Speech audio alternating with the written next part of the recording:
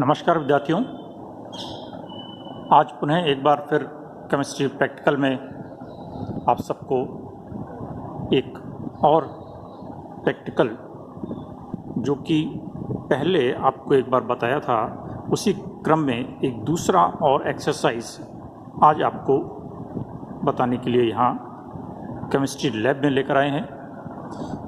ये जो सामने एक बॉल एंड स्टिक मॉडल आपको दिख रहा है, इसके बारे में हम लोग पहले चर्चा कर चुके हैं। पुनः एक बार बता देते हैं कि ये बॉल स्टिक मॉडल है, जिसमें कि ये जो काला वाला बॉल आपको दिख रहा है इसे हम कार्बन मानते हैं और कार्बन की चतुष्फलकीय संरचना होती है। उसी आधार पर ये चतुष्फलकीय एक संरचना बनी हुई है जिसमें 4 अलग अलग एटम्स या ग्रुप ऑफ एटम्स लगे हुए हैं और ये 4 बॉन्ड्स हैं। ठीक है, तो इस बॉल एंड स्टिक मॉडल की सहायता से हम किस तरीके से किसी कार्बनिक यौगिक का R और S विन्यास ज्ञात कर सकते हैं, ये हमारा उद्देश्य रहेगा। ठीक है, तो उसको हम किस तरीके से लिखेंगे कि दिए गए ऑर्गेनिक कंपाउंड का R एंड S विन्यास बॉल स्टिक मॉडल की सहायता से ज्ञात करना। तो इसके लिए आपको पहले भी जैसे बताया था कि हमारे इसमें इसका विन्यास हम तभी ज्ञात कर पाएंगे जबकि ये कार्बन एटम जो बीच का है ये 4 अलग अलग एटम्स या ग्रुप ऑफ एटम्स के साथ जुड़ा हुआ है, तब हमारा ये carbon atom asymmetric carbon atom कहलाता है और उस स्थिति में हम R और S विन्यास ज्ञात करते हैं। तो परीक्षा में एग्ज़ाम में आपको बताया जाएगा, ये मॉडल दिखाया जाएगा और आपको बताया जाएगा कि ये तो कार्बन एटम है और ये जो 4 डिफरेंट बॉल्स हैं ये 4 डिफरेंट एटम्स या ग्रुप ऑफ एटम्स हैं। इसके बारे में आपको बताया जाएगा कि ये पीली बॉल क्या बताती है, कौन सा एटम बताती है, लाल बॉल कौन सा एटम बता रही है और ये नीला और हरी बॉल कौन से ग्रुप को रिप्रेजेंट कर रही है या कौन से एटम को रिप्रेजेंट कर रही है, ये बात आपको एग्ज़ाम में बताई जाएगी। अर्थात बॉल का कलर और उससे संबंधित एटम या ग्रुप ऑफ एटम क्या है, ये 2 चीज़ आपको बताई जाएगी। वो आपको देखिए इस तरीके से आपको सीरीज़ में जैसे यहाँ देखने को मिल रहा है कि ये येलो बॉल हम आपको बताएंगे कि जैसे Br को बता रही है, ब्लू बॉल OH को बता रही है, रेड बॉल Cl को बता रही है और ये ग्रीन बॉल H को बता रही है। ये इन्फॉर्मेशन हम आपको देंगे।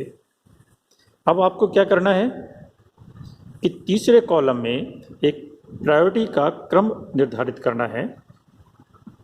पिछली बार जैसे बताया था, जो सबसे छोटा एटम होता है उसको हम सबसे कम प्रायिकता देते हैं, या यूँ कह लीजिए कि नंबर में वो सबसे ऊपर होता है, 4 नंबर पे होगा।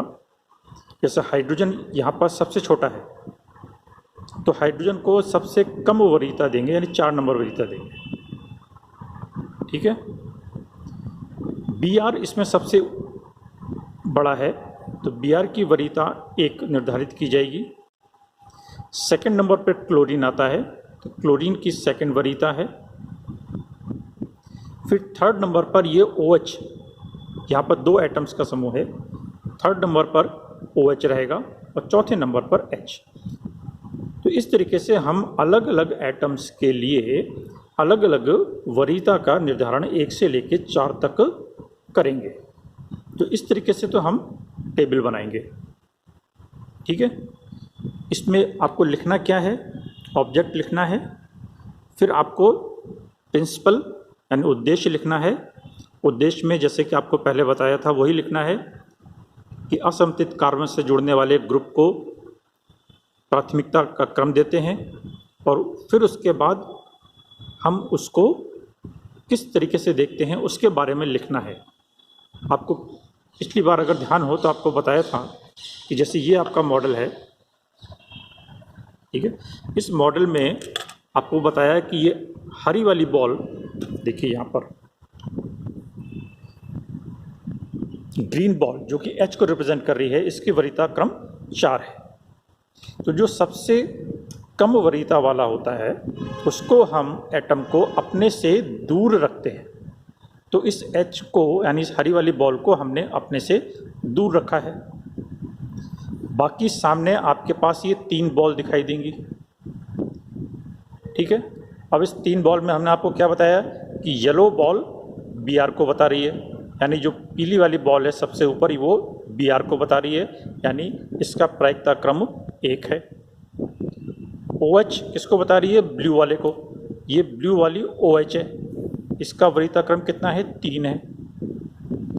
ये लाल वाली बॉल Cl के लिए है, इसका वरीयता क्रम 2 है। तो यदि हम इस मॉडल में देखें तो ये तो हरी बॉल 4 वरीयता वाली है, उसके बाद जो हमारी 3 बॉल रहेगी उसमें ये वरीयता क्रम 1, ये वरीयता क्रम 2 और ये वरीयता क्रम 3 है। इसी तरीके से देखिए इसको पिक्चर में भी बनाया है। ऊपर Br लिया है, इधर लाल वाली बॉल Cl ली है और इधर OH लिया है, ठीक है। यहाँ पर देखिए ये हरी वाली बॉल बनाई है, यहाँ पर ये थोड़ा सा इसने गलत बनाया है। ये हरी वाली बॉल हम यहाँ पर बनाएंगे, ठीक है। आप यहाँ पर बनाइएगा और इसको इसी तरीके की डैश डैश की लाइन से दिखाना है। डैश डैश की लाइन से दिखाने का तात्पर्य है कि ये एटम जो हाइड्रोजन वाला यहाँ रहेगा वो हमसे दूर है या कागज़ से नीचे है, ठीक है। तो इस हाइड्रोजन एटम को यहाँ पर दिखाते हैं अगर, तो ये ऐसा लगता है कि ये हमारी तरफ है, जबकि हमें करना क्या है? हाइड्रोजन को अपने से दूर दिखाना है। तो इसको थोड़ा सा पीछे की तरफ दिखाइएगा, यहाँ पर दिखाइएगा और इसको डैश डैश करके लाइन से दिखाना है, ठीक है। तो ये 3 एटम फिर हमारे सामने रह जाएंगे। तो अब इनका प्रायिकता क्रम क्या हो गया? 1, 2 और 3, ठीक है। इस तरीके से हम इनका प्रायिकता का क्रम का निर्धारण करेंगे और फिर इसके बाद देखेंगे कि हम 1 से 2 होते हुए और 3 में जाना है। तो ये जो हमारा सर्किल बनेगा वो किस तरीके का सर्किल बनेगा? ये सर्किल इस तरीके से एक क्लॉकवाइज डायरेक्शन में बनेगा, यानी इसको हम यदि आप देखें तो ये यहाँ से इस तरीके से ये घूमेंगे, तो ये क्लॉकवाइज यानी घड़ी की दिशा में घूमेंगे। तो ये कॉन्फ़िगरेशन हमारा R हो जाएगा। इसी में यदि हम ये जो दोनों बॉल हैं OH और Cl, इसको यदि हम उल्टी कर दें, या तो हम आपको इसको उल्टा करके लिखा दें या आप यदि गलती से इसको उल्टा कर देते हैं, ठीक है, इसको आप यहाँ पर Cl कर देते हैं और यहाँ पर OH कर देते हैं, तो क्रम आपका क्या बनेगा? इधर से लेकर और सेकंड नंबर इधर और थर्ड नंबर इधर। तो ऐसे केस में हम एंटी क्लॉकवाइज घूमेंगे और कॉन्फ़िगरेशन हमारा S हो जाएगा। इसलिए इसको हमें बहुत ध्यान से पिक्चर अपनी बनानी है। यदि आपने कॉपी करते समय या लिखते समय या जैसे भी है कुछ अलग तरीके से बना दिया है तो भी कोई दिक्कत वाली बात नहीं है। आपने जो बनाया है फिगर में उसी के अकॉर्डिंग आपको इसका कॉन्फ़िगरेशन लिखना है। यदि हमने इसको R बताया है लेकिन आपने इसको उल्टा बना दिया है तो आप S लिख दीजिए। आप जो लिखें वो सही होना चाहिए, ठीक है। ये अपने को ध्यान में रखना है। तो ये आप इसके बाद हमारा रिज़ल्ट क्या आ जाएगा कि दिए गए ऑर्गेनिक कंपाउंड का विन्यास R है। तो ये हमारा एक दूसरा एक्सपेरिमेंट हो जाएगा। आगे भी हम 1-2 एक्सपेरिमेंट इसी तरीके के और करेंगे, तो इसको आप अपने रिकॉर्ड में लिख लीजिएगा। ये आपके लिखने का तरीका रहेगा, इसको आप अच्छे से पढ़ लीजिएगा, समझ लीजिएगा। प्रिंसिपल या उद्देश्य सबका समान रहेगा। ये जो टेबल है ये आपको पहले वाले एक्सपेरिमेंट में आपको अलग बताई गई थी, इस एक्सपेरिमेंट में यहाँ पर टेबल अलग है। तो ये 2 एक्सपेरिमेंट आपके लिए हो जाएंगे।